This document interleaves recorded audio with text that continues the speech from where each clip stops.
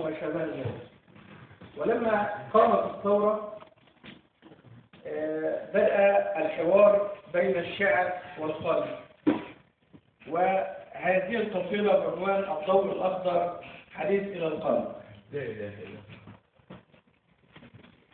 ابدأ بخروجك يا قلبي من جب عشت بدنياه، وتجاسر إنك في زمن أنفقت العمر لتلقاه. حول عثراتك أمنية واصنع من مرك أحلاه، وانبت كالوردة منتشيا للنور تعالق رؤياه. أيقظ كلماتك وارسلها لتعود ربيعا تهواه. قلم المكسور يعاتبني، قلم المكسور يعاتبني، هل يحرق صمتك شكواه؟ ابدأ بخروجك فالدنيا تترقب ضربك مسعاه.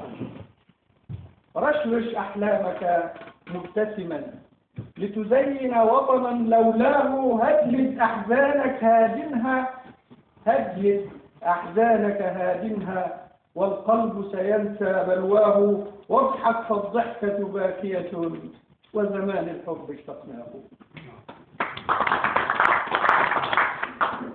فالضوء الأخضر في صدري، فالضوء الأخضر في صدري غطى بالقلب حناياه. نافورة صمتك عابثة وشهيد تضحك ذكراه.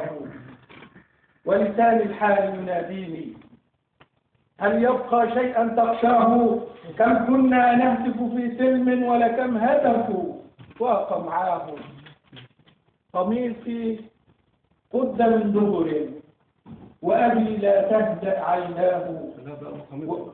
وقميصي قد من دبر وأبي لا تهدأ عيناه. وقميصي قد من الدبر وأبي لا تهدأ عيناه.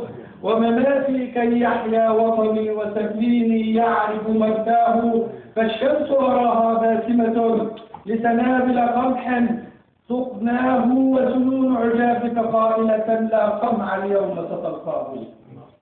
فسمانك لن تأتي عبثا فابدأ بخروج ترضاه. صهيون نراها ترتعد أوباما يهتف رباه. جينات حضارة أجدادي، جينات حضارة أجدادي، ستعيد النهر لمجراه. والشمس ستشرق باسمة والليل سترحل دنياه. ابدأ بخروجك يا قلبي لا تخشى إلها إلا هو.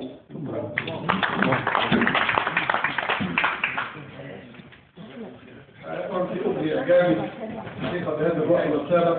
بمثل هذه الروح ينبغي أن نبث هذه الروح في أنفسنا جميعا.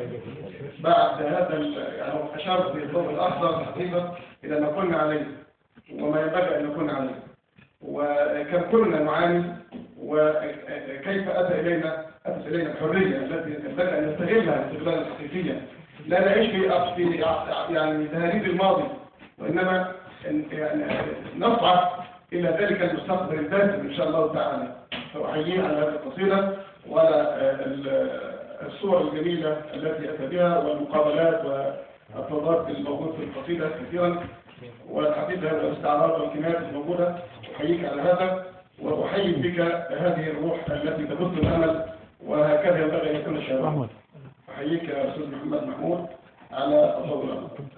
تعرفش يا أخواننا إن لو العملية اتغيرت أخونا يدخل ثاني تهريب ويبقى شغال على قد المتاح. الشاعر فتور لا ينتظر الأحوال التي تخرجه، وإنما هو يصنع الأحوال.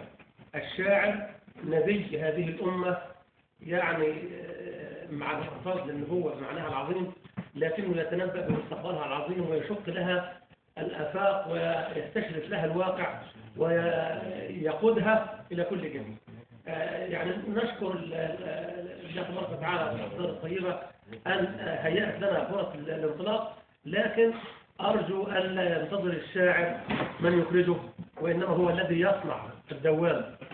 لا ننتظر، لسنا ماء راكدا ننتظر حجر يلقى فيه عشان نعمل دوامات، إنما نحن ما نتدفق، ننطلق لنصنع لنا مسارنا الطبيعي إن شاء الله.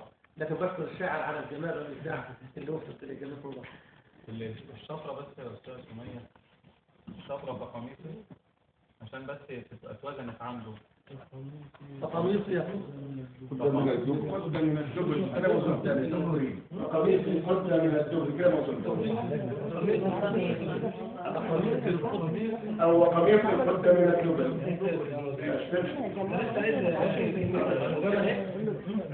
نعم وقال يكتب ورقم. انت عايز تقول يعني ياخد الخوف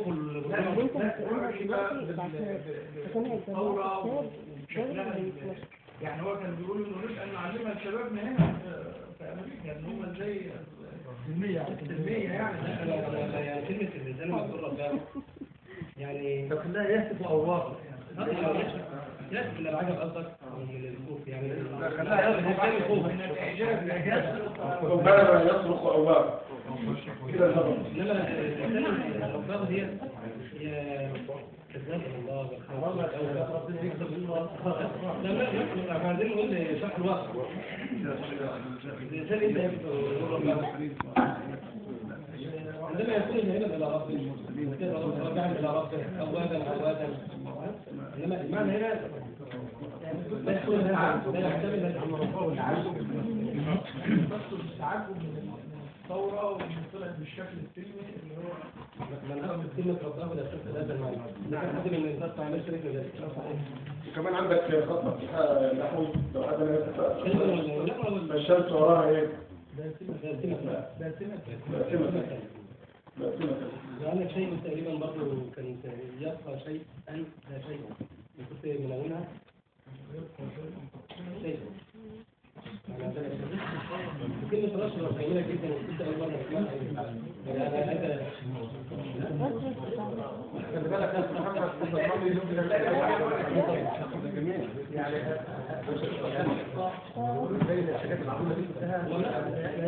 والنقد إضاءة للنقد ولا النقد مفهوم عند الناس الأول؟